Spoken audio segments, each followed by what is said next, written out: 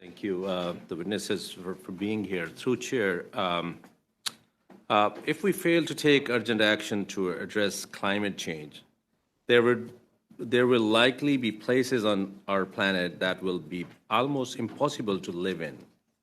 When we think of climate refugees, we often think about hotter countries, but Canada is actually warming at roughly 3 times the average mean warming rate.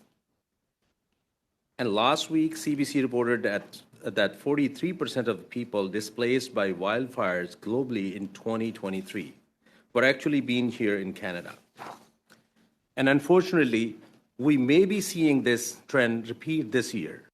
In total, displacement from floods, storms, wildfires, and other weather-related disasters rose to 31.8 million people last year, more than twice as many who were displaced by conflict and violence.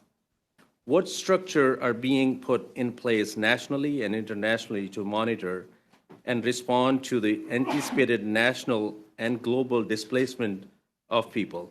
Minister, to you, please. Thank you. It is very clear, and the science is very clear on that we've entered the era of climate change, and that we have both to play offense and defense. We have to play offense in the sense that we have to put in place everything we can to reduce as rapidly as we can our carbon pollution in Canada and around the world.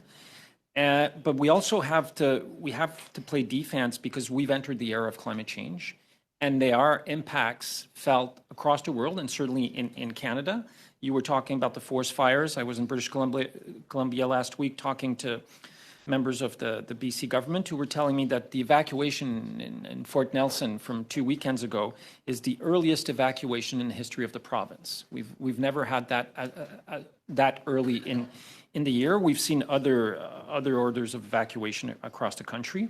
So that's why we worked with all provinces and territories, Indigenous nations, municipalities, the private sector, insurance companies to develop the first ever national adaptation strategy to help better protect our communities, to help better protect Canadians, whether it's from wildfires, floodings, intensive heat waves that we're seeing more and more. But it's not just us who's looking into this. Canada is hosting the NATO Climate Change and Security Center of Excellence in Montreal. So it's obviously an issue for I would argue for most Canadians and for most parliamentarians in the House of Commons. But it's an international issue, so much so that it's viewed now as a security issue. By the U.S. governments, by NATO, and many others.